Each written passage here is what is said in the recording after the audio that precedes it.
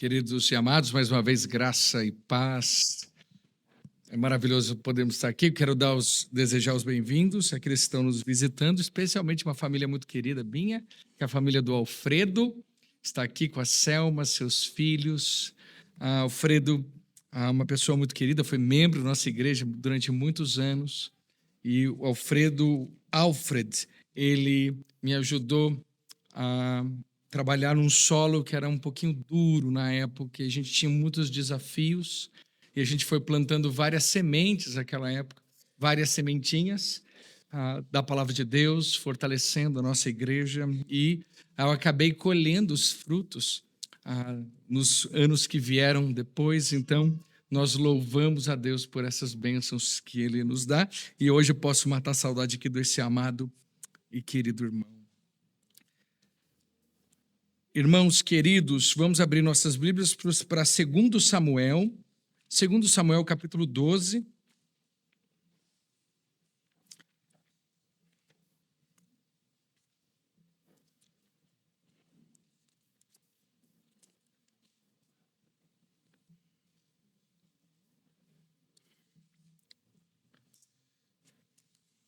Eu quero começar a leitura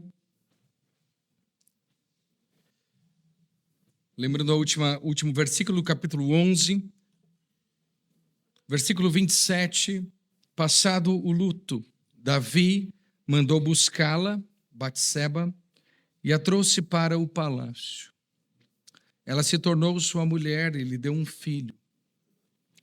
Porém, isto que Davi tinha feito pareceu mal aos olhos do Senhor.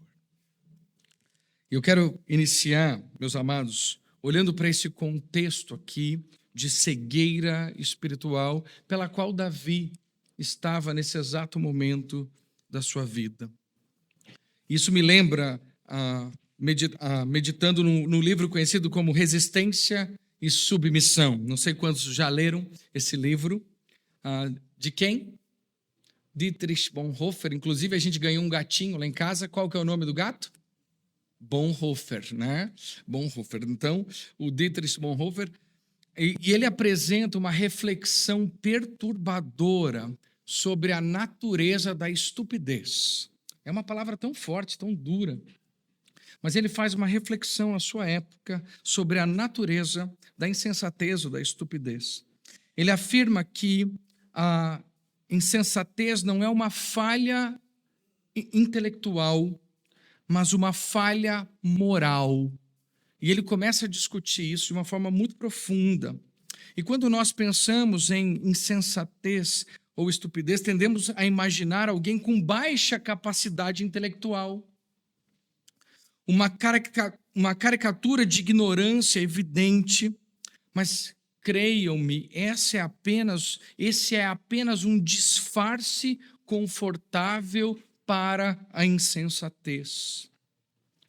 A insensatez que realmente ameaça as nossas vidas é muito mais sutil, mais insidiosa, mas, acima de tudo, coletiva.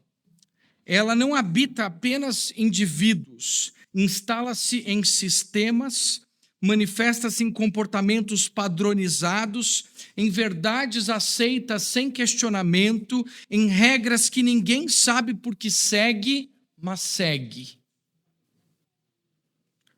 Essa insensatez, nesse nível, não é uma falha pessoal, ela é como uma força social. Ela age como um vírus que se espalha silenciosamente por meio da cultura, da educação, das instituições. Uma vez quando ela entra, a insensatez, ela transforma o senso comum em uma prisão invisível. Por quê? Porque as pessoas deixam de pensar. E esse é o grande problema. Nós aqui estamos fazendo exatamente o oposto. Nós estamos pensando. A nossa vida está diante da palavra do Senhor e nós juntos estamos refletindo sobre a vida. Então, nós somos chamados hoje à noite a pensar. E é interessante que o mundo acha que é justamente o contrário. Mas nós aqui estamos exercitando as nossas mentes. Porque Quando as pessoas deixam de pensar, não é porque elas não podem, mas porque elas não precisam. Elas se tornam cegas para a verdade. Quando isso acontece, outros pensam por elas. E aí o normal vira bússola. Pode ir seguindo, tá? O aceitável vira moral. E o todo mundo faz uma justificativa. Então, esse é o panorama. Um exemplo poderoso disso pode ser visto em uma famosa fotografia que eu trabalhei aqui nela, tirada em 1936, durante uma cerimônia de lançamento de um navio da Marinha Nazista. Milhares de pessoas aparecem com o braço estendido, fazendo uma saudação a Hitler. No entanto, em toda aquela multidão, um homem cruza os braços. Ele se recusa a participar da reverência coletiva. Seu nome era August Landmesser. Esse carinha, volta lá. Be this guy. Seja esse cara. O mundo que a gente vive, a gente tem uma pressão enorme. Mas nós aqui somos chamados a fazer diferente. Seja esse cara. Quem? Esse. Eu achei ele um barato. Eu quero conhecê-lo um dia. Espero que ele seja crente, né? E, meus amados, por que eu estou falando tudo isso? Porque a história de Davi não é meramente uma história de adultério e assassinato a sangue frio. Muitos vão olhar o capítulo 11, que nós já estudamos, como uma história de adultério e assassinato, mas esse não é o pecado maior de Davi nesse texto. Todo mundo pensa, o adultério de Davi com Batseba. É uma história, no final das contas, de abuso de poder. Era isso que estava acontecendo, é isso que o texto quer trazer para nós.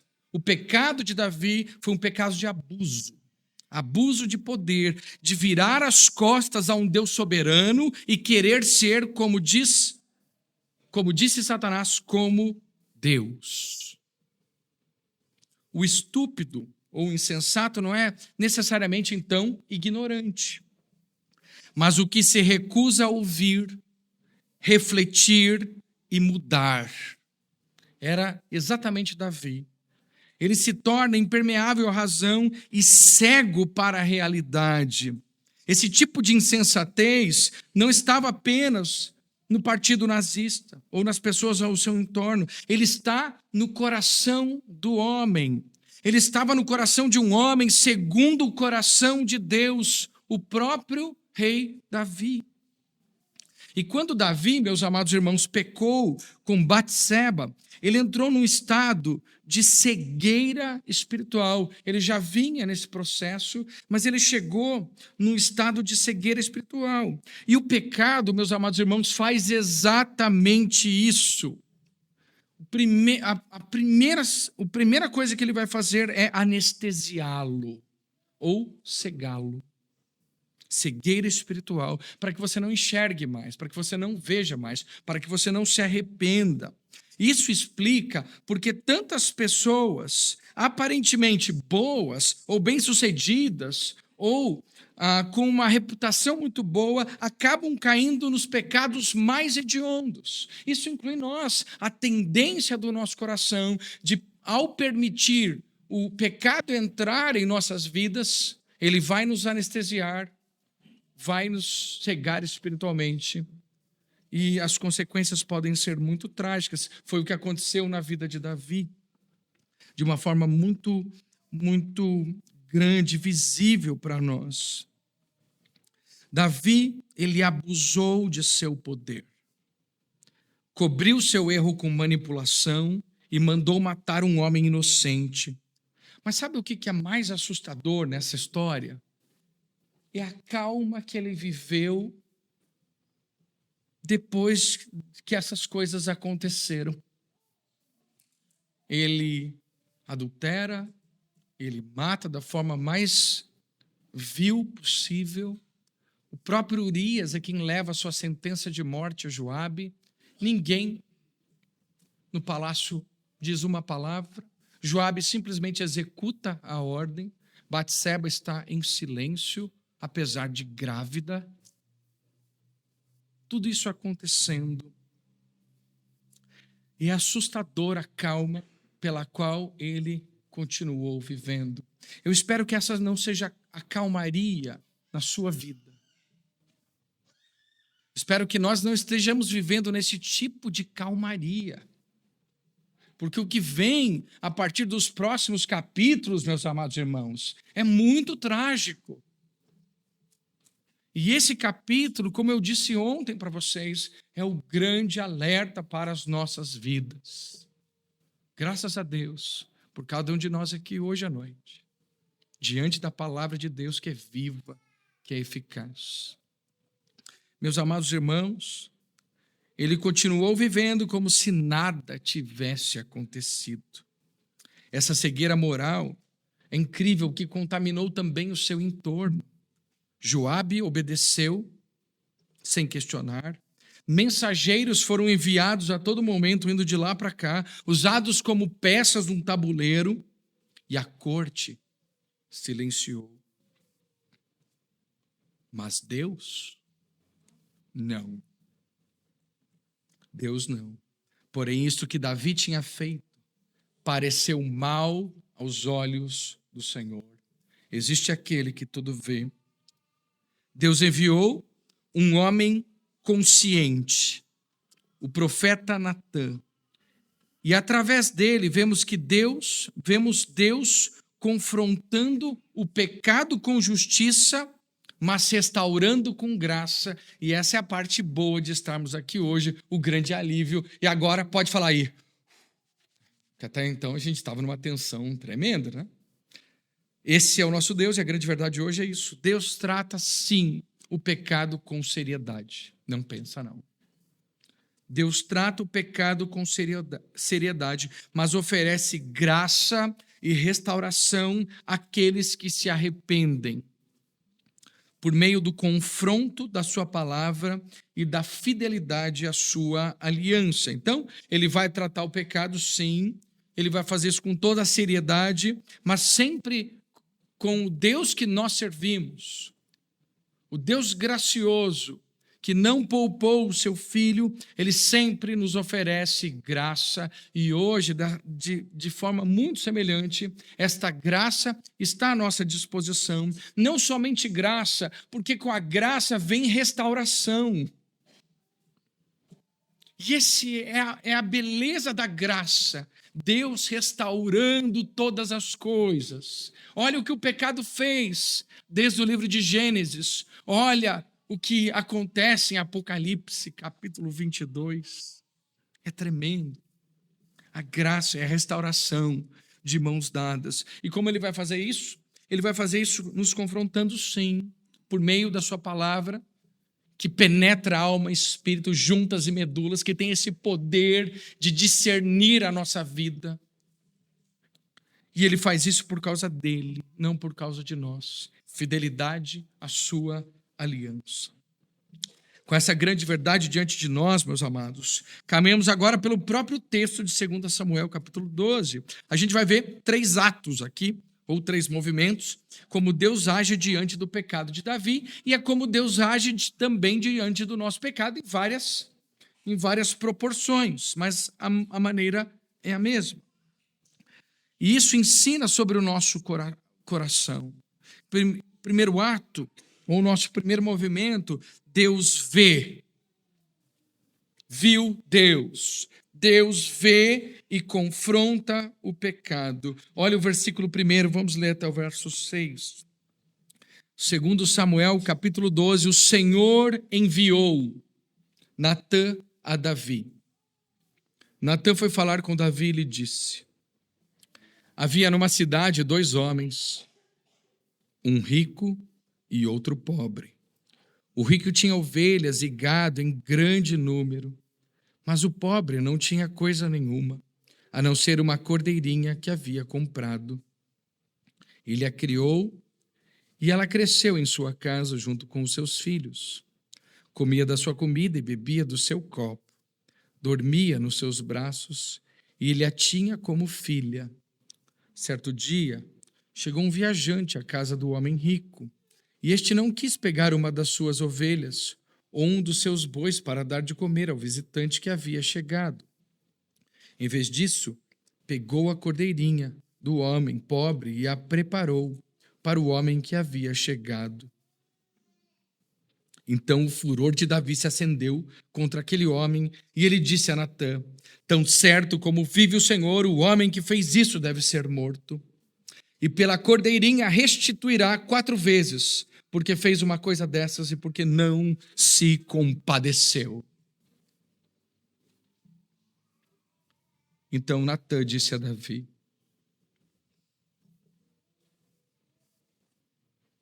esse homem é você.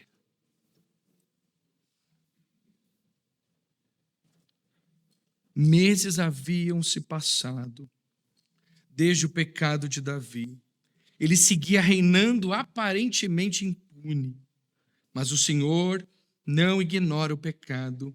Olha a misericórdia, ele envia a Natã. E o verbo aqui é shalar, que quer dizer enviar. E aparece aqui como um contramovimento divino ao que Davi fez com seus próprios mensageiros. Lembra Davi? Enviou. Davi enviou. Davi enviou. Deus fala uma vez. O Senhor enviou Natã a Davi. É o contramovimento. Agora é Deus quem está assumindo as rédeas. É Deus quem está assumindo o comando. E Natã não confronta diretamente. Ele conta essa parábola que lemos. Um homem rico, ele toma a cordeirinha amada de um homem pobre. E aqui, essa história é linda no hebraico, porque as mesmas palavras que Davi usa quando ele toma Batseba, ele toma a cordeirinha. E Bat quer dizer o quê em hebraico? O João não está aqui hoje para mim. Bat quer dizer filha, Batseba. Então, ele faz tantos contrastes, ele torna a história assim dramática. E o que acontece?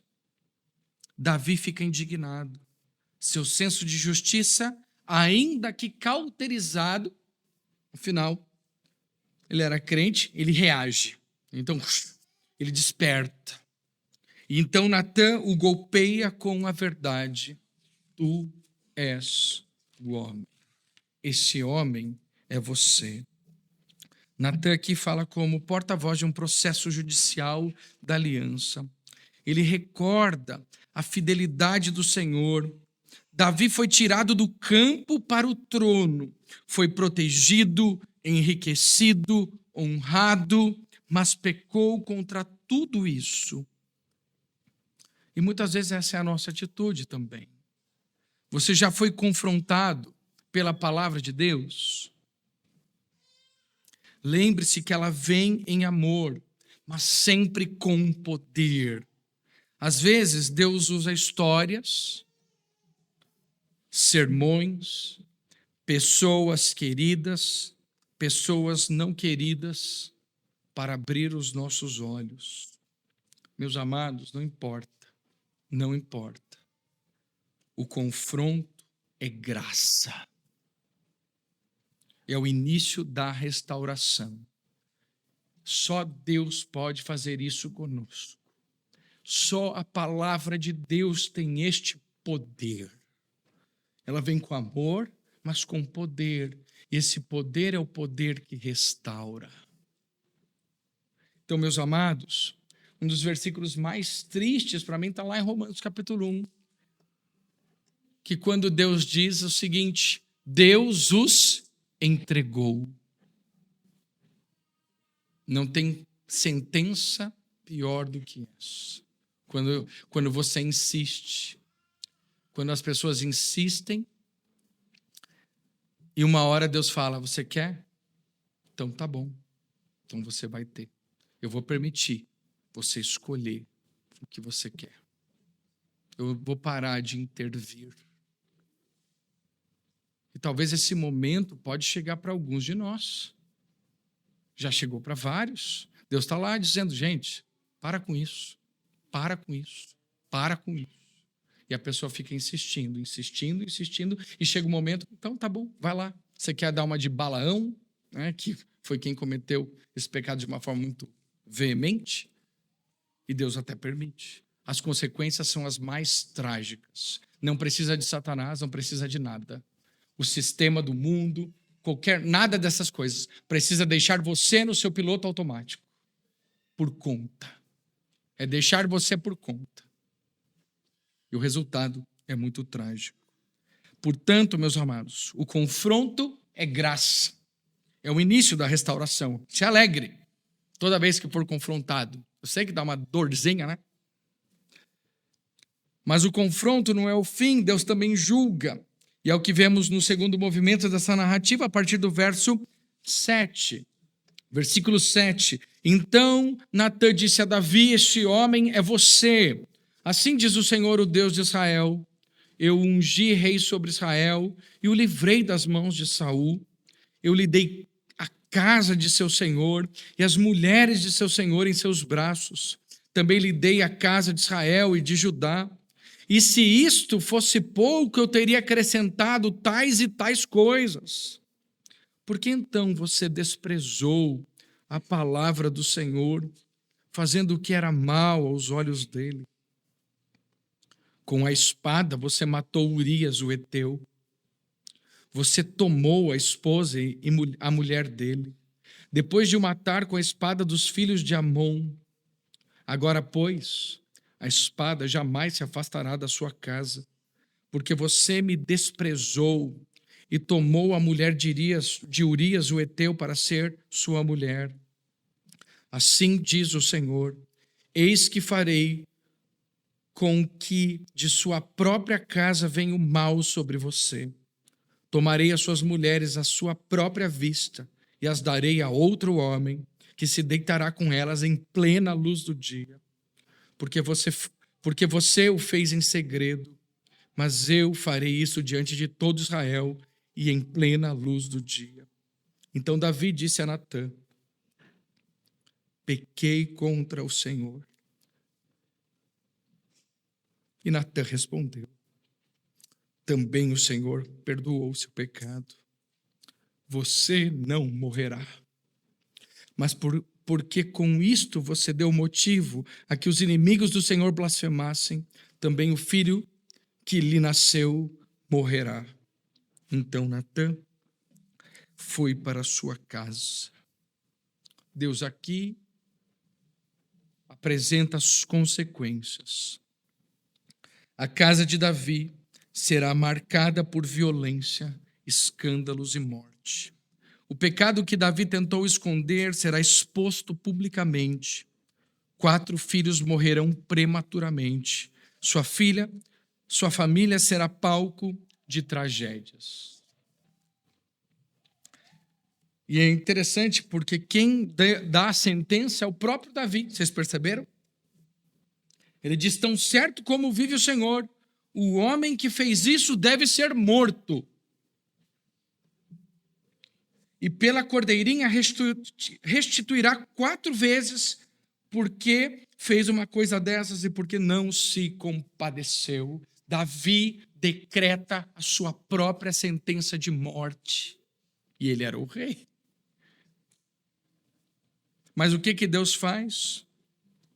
No entanto, Deus também diz: o Senhor perdoou o teu pecado, não morrerás. Essa é a graça. Essa é a graça de Deus. Nós estávamos absolutamente condenados, mortos nos nossos delitos e pecados, vivendo sem eira nem beira, sem esperança alguma. Mas Deus, sendo rico em misericórdia, por causa do grande amor que nos amou, nos deu vida juntamente com Cristo, ele diz: não morrerás.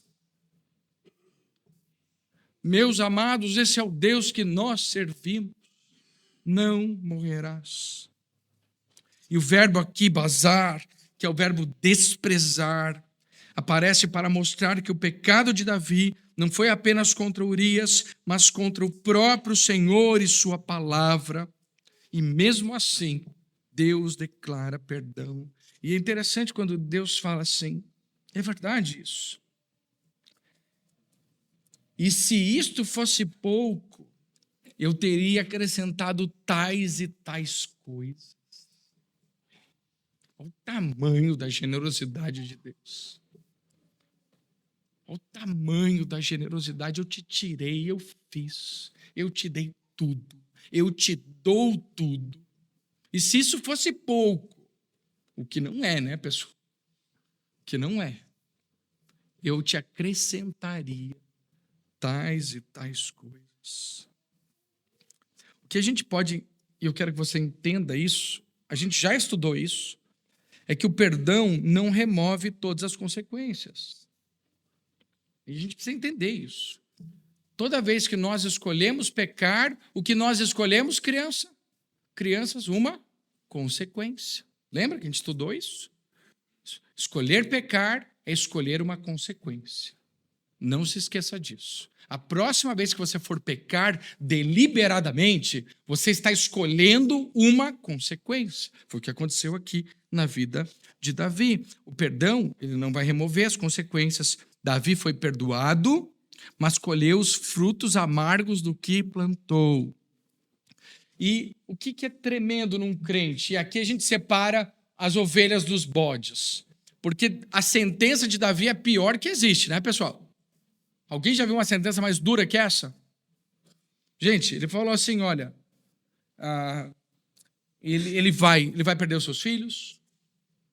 O primeiro dele é esse bebê, já é o primeiro aqui, e de imediato ele já perde um. Imediato. Pum. O primeiro já morre.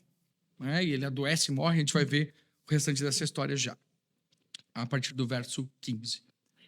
Um deles morre, depois vem outros filhos, Aminon, Absalão, Adonias, 4. Sentença dada por ele e que está de acordo com a Escritura. Aquele que roubou tem que restituir 4 vezes. Esse é o preço. Ele vai fazê-lo? Vai. As consequências estão ali. Ele vai cumprir o que a lei determina, querendo ou não. Esse é o preço, meus amados, do pecado. As pessoas olham para o pecado como se fosse uma coisa que não dá nada. Todo mundo faz, lembra? Todo mundo faz? A gente falou no início do sermão. É assim mesmo. Mas pecado e consequência andam muito perto. Agora, depois de uma sentença dessa, das piores que eu já vi, ele diz, tomarei as suas mulheres à sua própria vista e as darei a outro homem que se deitará com elas em plena luz do dia. Eu não sei quantos de nós aguentam um negócio desse. Não cai morto no chão. Olha o preço do pecado. Olha a consequência. O que Davi responde? Olha o crente. Pequei contra o Senhor. Ele não diz, agora já foi. Agora eu vou continuar na farra. Agora deixa para lá. Já foi mesmo. Já cruzei a linha. Agora não tem volta. Vamos lá. O jeito agora é ir para o mundo. Quem fala isso? Os incrédulos. Eles vão fazer isso. O que os crentes fazem? Pequei contra o Senhor. Ele olha, mas ele sabe que no final das contas, o ofendido é Deus. Ele diz, pequei contra o Senhor. Pequei contra o Senhor. E essa é a resposta dos crentes quando pecam. Pequei contra o Senhor. O Salmo 51 é seu testemunho. E ele vai até a profundeza do arrependimento. Salmo 32, Salmo 51 vão trazer isso. E no Salmo 51 ele declara, cria em mim um coração puro, ó Deus, porque com a graça vem a restauração. E o verdadeiro arrependimento, meus amados, não é remorso, medo das consequências. É confissão, rendição, transformação. Davi não é duro como Saul, ele se quebranta, ele se quebra, Deus o perdoa. Mas o que Deus começa com confronto e disciplina, ele vai concluir sempre com o quê? Restauração. E aí chegamos ao terceiro movimento da nossa exposição. Deus preserva a sua graça e ele vai fazer isso. Então Davi consolou Batseba, e ela deu à luz um filho e chamou-lhe Salomão. Vamos ler agora a partir então do verso 15. Então Natã foi para sua casa, e o Senhor feriu a criança que a mulher de Urias teve com Davi, e a criança adoeceu gravemente. Davi suplicou a Deus pela criança. Davi jejuava e, entrando em casa, passava a noite deitado no chão. Então os anciãos do seu palácio se aproximaram dele para o levantar do chão. Porém, ele não quis e não comeu com eles. No 7º dia, a criança morreu. E os servos de Davi ficaram com medo de informá-lo de que a criança estava morta, porque diziam: quando a criança ainda estava viva, falávamos com ele, mas ele não dava ouvidos à nossa voz. Como então vamos dizer a ele que a criança morreu? Poderá fazer alguma loucura. Mas Davi notou que os seus servos cochichavam uns com os outros, entendeu que a criança havia morrido. Então perguntou: a criança morreu? Eles responderam: morreu. Então Davi se levantou do chão, lavou-se, ungiu-se, trocou de roupa, entrou na casa do Senhor e adorou. Depois voltou para o palácio e pediu comida. Puseram-na diante dele e ele comeu. Os seus servos lhe disseram: que é isto que o Senhor fez? Pela criança viva o Senhor jejuou e chorou, mas depois que ela morreu, se levantou e se pôs a comer. Davi respondeu: enquanto a criança estava viva, jejuei e chorei, porque dizia: talvez o Senhor se compadeça de mim e a criança continuará viva. Mas agora que ela morreu, por que jejuar? Poderei eu trazê-la de volta? Eu irei até ela, mas ela não voltará para mim. Então Davi consolou Batseba, sua mulher, teve relações com ela e ela teve um filho, a quem Davi deu o nome de Salomão, e o Senhor o amou. Davi o entregou nas mãos do profeta Natã, e este lhe chamou Gedidias por causa do Senhor. Enquanto isso, Joabe atacou Rabá dos filhos de Amon e tomou a cidade real. Então Joabe mandou mensageiros a Davi, dizendo: lutei contra Rabá e tomei a cidade das águas. Reúna agora o resto do exército e cerque a cidade para tomá-la. Do contrário, se eu a tomar, ela poderia ser chamada pelo meu nome. Então Davi reuniu todo o povo, marchou para Rabá, lutou contra ela e a tomou. Tirou a coroa da cabeça do seu rei. O peso da coroa era de 34 quilos de ouro e havia nela pedras preciosas. Essa coroa foi posta na cabeça de Davi. E da cidade ele levou muitos despojos. Também trouxe o povo que havia nela e os fez trabalhar com serras, picaretas, machados de ferro e em fornos de tijolos. Davi fez o mesmo com todas as cidades dos filhos de Amon. Depois voltou com todo o exército para Jerusalém. Meus amados, aqui após a morte do primeiro filho nasce quem? Salomão. Nasce outro filho. E o texto diz: o Senhor o amou. Natã o chama de Gedidias, que quer dizer o quê? Amado do Senhor. Vocês já leram o salmo escrito por Salomão? O Salmo 127? Quando ele diz: aos seus amados, ele o dá enquanto dormem. A palavra ali é aos seus Gedidias. Ele o dá, era o nome dele. Aos seus Gedidias, ele o dá enquanto dormem. E, meus amados, essa é a beleza da graça. Deus não apenas restaura, Ele escreve nova história. Ele transforma tragédias em testemunhos. Ele é fiel à sua aliança, mesmo quando nós somos infiéis. Da união marcada pelo pecado, olha o que Ele faz. Deus faz nascer o herdeiro do trono. De Salomão virá Jesus, o Messias. Uau! Olha o poder da graça. Talvez você pense que a sua história está manchada demais. Mas eu quero dizer que Deus ama restaurar. Ele pode usar a sua dor, seu passado, seus erros, seus traumas, tudo para algo novo. Se houve arrependimento, haverá redenção. Meus amados, Deus trata o pecado com seriedade, mas oferece graça e mantém suas promessas àqueles que se arrependem por meio de um rei segundo o seu coração. É interessante aqui que Davi, o texto termina com Davi retornando ao que ele devia ter feito lá no capítulo 11. Enquanto ele ficou e não saiu à guerra agora, finalmente, Davi sai à guerra. Ele vai lutar, ele toma a cidade das águas, dos filhos de Amon, ele retira a coroa da cabeça do rei, ele conquista a cidade. Agora sim, ele está de novo fazendo a vontade do Senhor, lutando as guerras do Senhor, batalhando pela glória do Senhor. E o texto termina então em um capítulo, Davi absolutamente restaurado, é a beleza da graça. E, meus amados, Davi foi esse rei que falhou. O que é interessante que Salomão também falhará, mas um rei, o filho de Davi, não falharia. Jesus, ele não veio tomar, mas dar. Ele não desprezou nunca a palavra de Deus. Quando foi tentado por Satanás no deserto, ele citou o Deuteronômio e a palavra de Deus. Ele cumpriu toda a lei. Ele não apenas contou parábolas, ele se fez a própria palavra, o verbo em carne que habitou entre nós.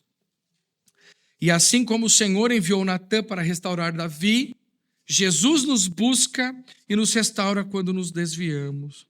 E a boa notícia é que ele não permitirá que nenhuma de suas ovelhas pereça. O pecado de Davi nos lembra o nosso pecado e o quanto nós precisamos de Jesus. Somente quando compreendermos a malignidade do nosso pecado é que apreciaremos a grandeza da obra de Deus em nos salvar. Note aqui, Jesus pagou um preço alto na cruz para que pudéssemos ser perdoados da nossa culpa. O nosso pecado, todos eles, assim como o pecado de Davi, é perdoado pelo sacrifício expiatório de Cristo na cruz. E todos os sacrifícios na época de Davi apontavam para o Cordeiro de Deus que tira o pecado do mundo. Você quer ser perdoado? Você precisa crer em Jesus como seu Salvador. Essa é a única maneira pela qual nós podemos. Por meio de Cristo, nossa culpa é tirada, nossa iniquidade é colocada sobre ele e Jesus nos purifica. Seu sangue cobre a nossa culpa, de modo que os nossos pecados não sejam mais imputados a nós, mas a ele. Ele assume o nosso lugar na cruz e nos perdoa. Você pode crer em Jesus hoje.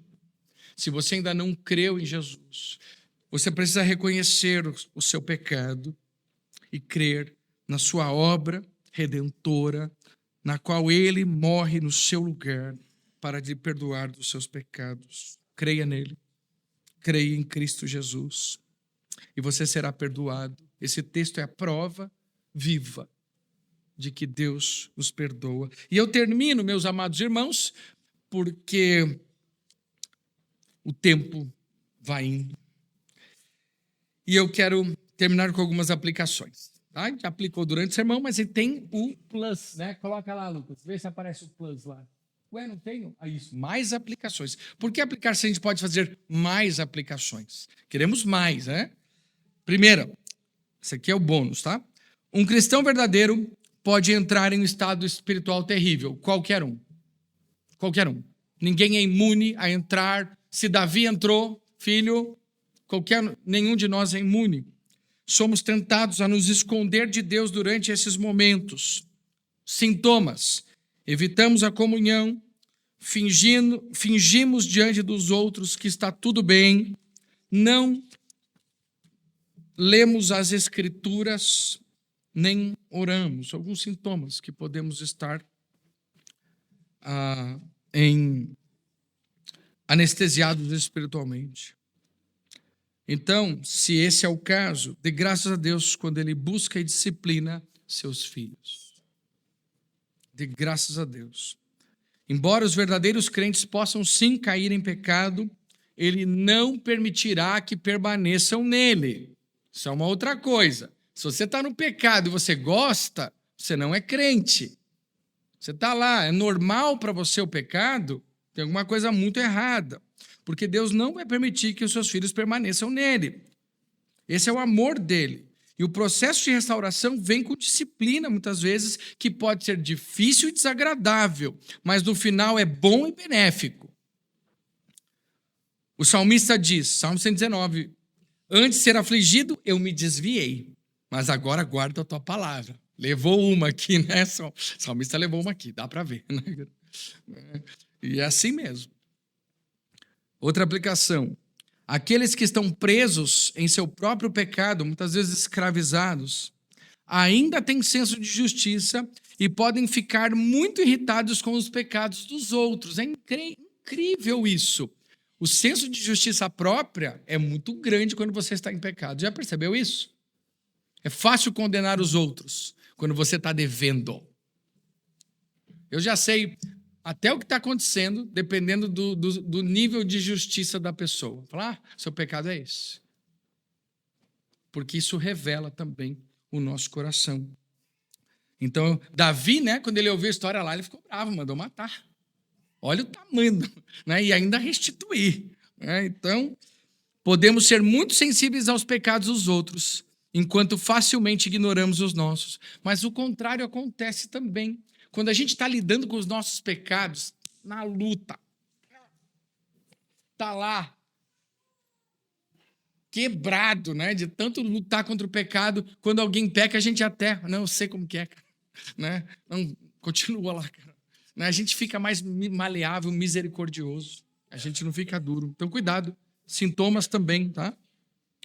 Por exemplo, vou dar um exemplo clássico aqui do aconselhamento bíblico. Cadê os mestrandos aí? Ó, isso é para vocês, tá? Já aconselhei homens que são abusivos, egoístas, se entregam à pornografia e são culpados de abuso de drogas. Todos esses casos. Mas que explodem em ira contra uma esposa que não é submissa. Muitas vezes, citando a Escritura. Efésios qual? Clássico 5:22. As mulheres sejam submissas ao seu marido. Mas ele não leu o versículo 21 e muito menos o 25. Amem as suas esposas como Cristo amou a igreja. Então, cuidado com esse senso.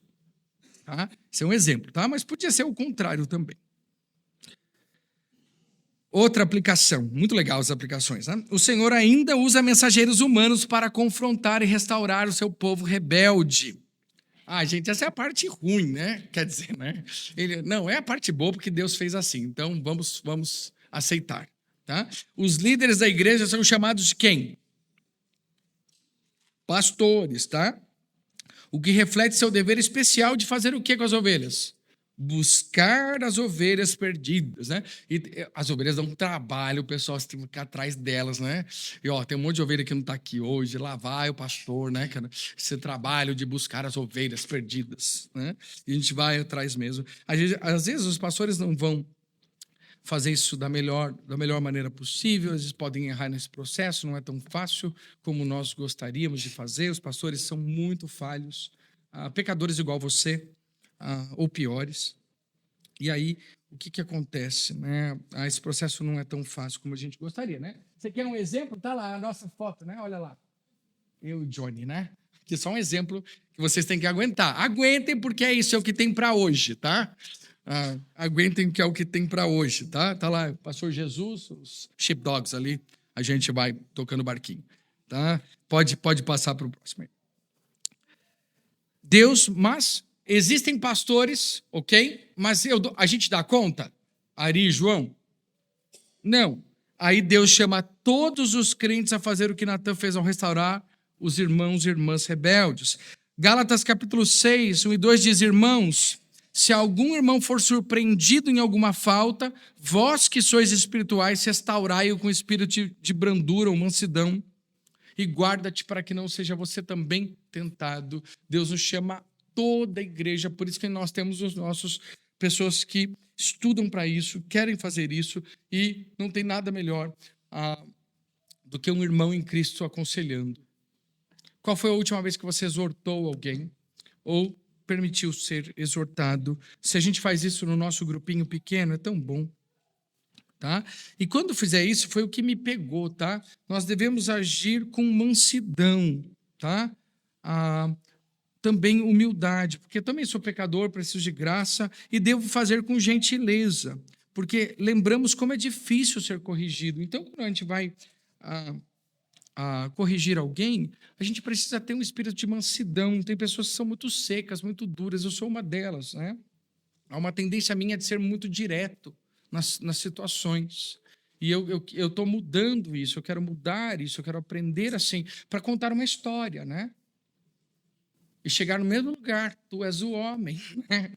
Mas é a vida, né? Me ajude. Eu falo assim, Senhor, me faz um Natan, né? Para mim, no diretão, né? Tu és o homem, não, e depois conta a história, não.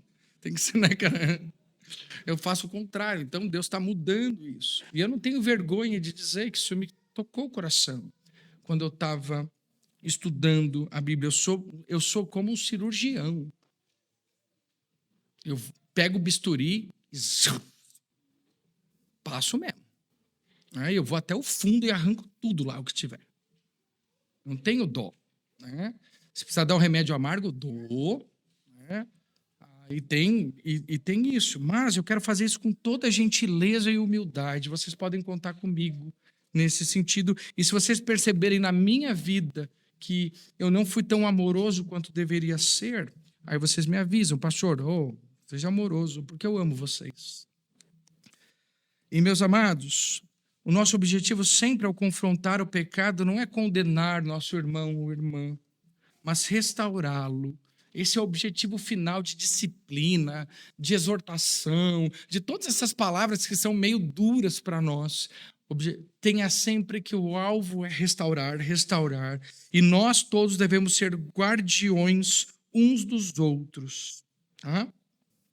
Ainda que confrontar o pecado é perigoso, porque nem todo pecador responde tão bem quanto Davi. Às vezes tem que aguentar. Mas se for assim, passa para mim, tá? Passa para mim. Se tiver difícil. O amor exige que nós avisemos ou falemos. Minha pergunta é, você aceita a correção de outras pessoas? Você aceita a correção?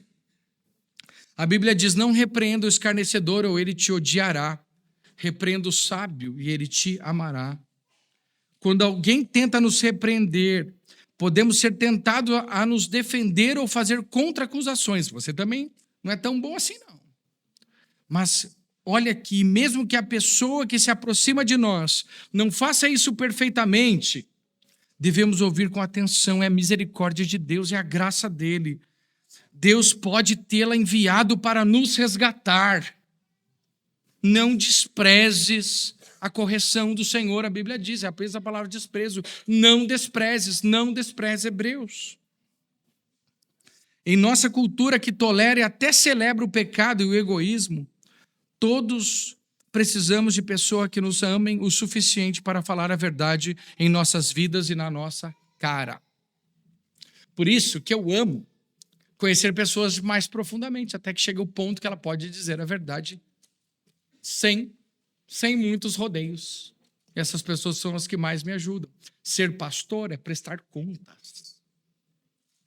E agora, não falo com os mestrandos, mas eu falo com os seminaristas, pastores. Eu vou dizer para você, a vida de pastor é uma vida de prestação de contas full time.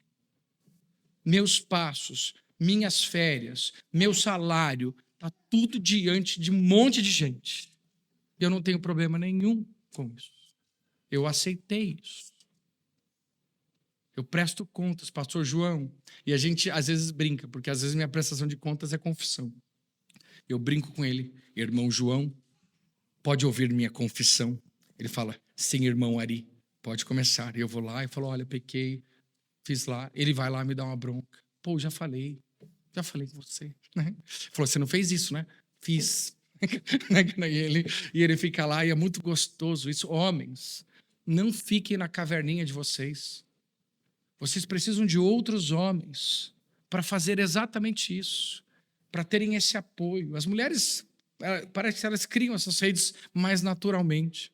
Ainda que hoje em dia está tanto egoísmo, tanta isolacionismo, que está difícil até para as mulheres. Mas, homens, a gente precisa desse grupo, a gente precisa se ajudar nesse sentido. E não tenha medo de chegar para qualquer um dos homens aqui dessa igreja e falar: olha, eu estou com essa dificuldade, ore por mim, vamos batalhar junto. Eu acho que isso é muito bom. Fiel é a ferida do amigo, mas traiçoeiros são os beijos do inimigo. Por último, aqui, meus amados irmãos, o pecado não é levado muito a sério em nossos dias. As pessoas presumem que podem fazer o que desejam, incluindo o que Davi fez, e que Deus as perdoará. Você é um desses? Já vi também. Certa vez, eu já ouvi de pessoas que falam: olha, eu vou me relacionar com o incrédulo.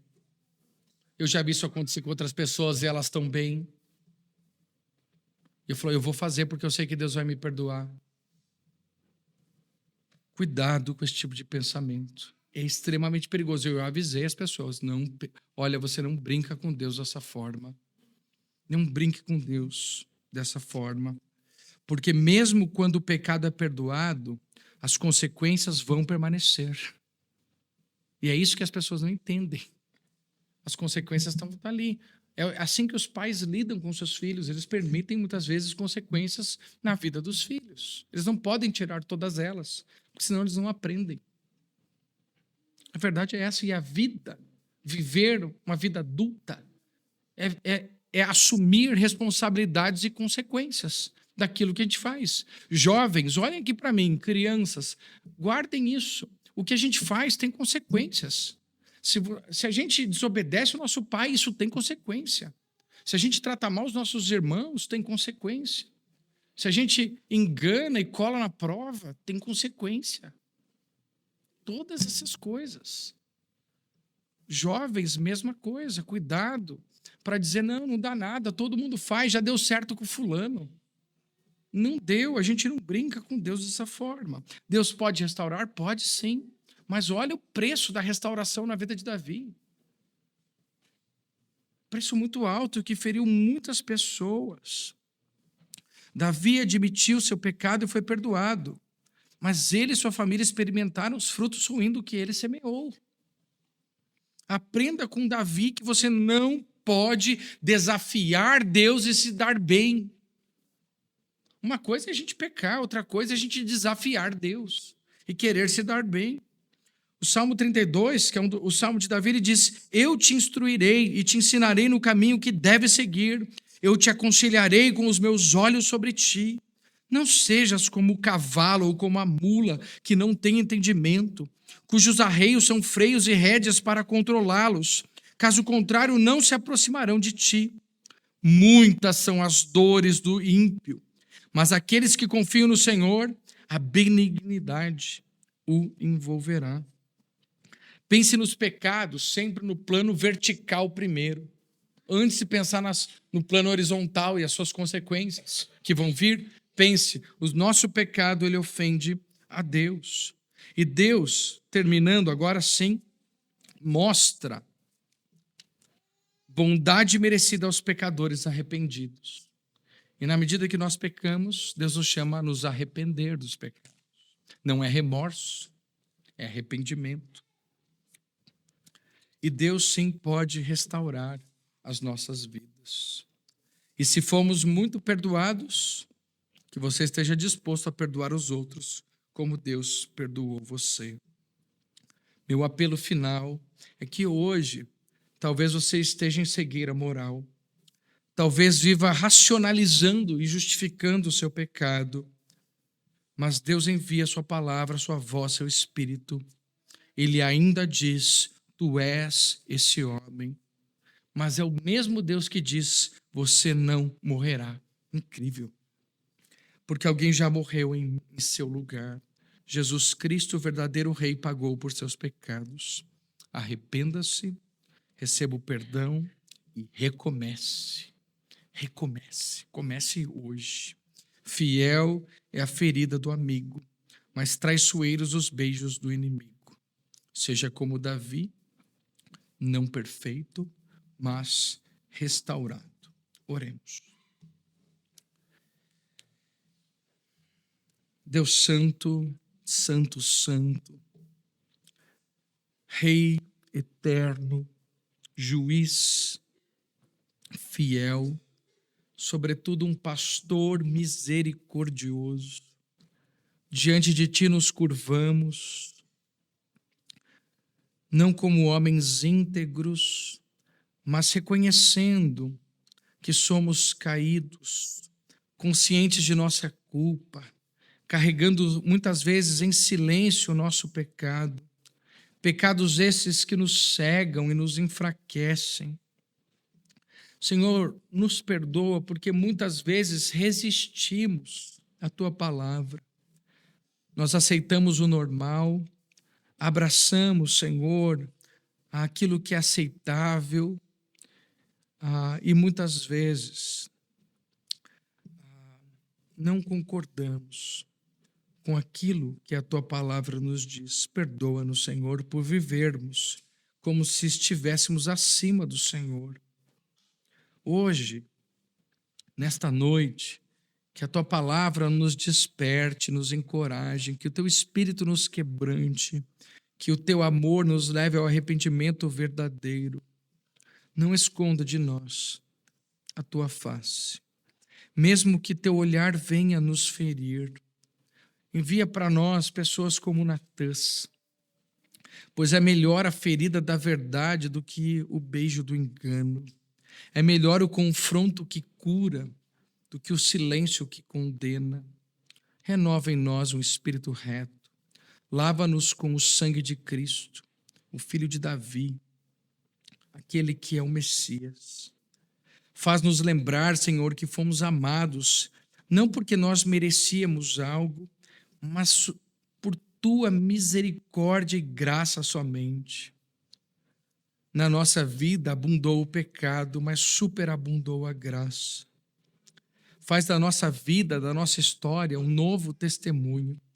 Transforma as nossas tragédias em promessa, a nossa morte em vida na tua presença. Que das nossas dores venha a esperança. E, meu Senhor, em nome de Jesus, é que oramos. Aquele que não tomou, mas se entregou por nós. Oramos com temor e gratidão, em nome do nosso Senhor e Salvador Jesus Cristo. Amém.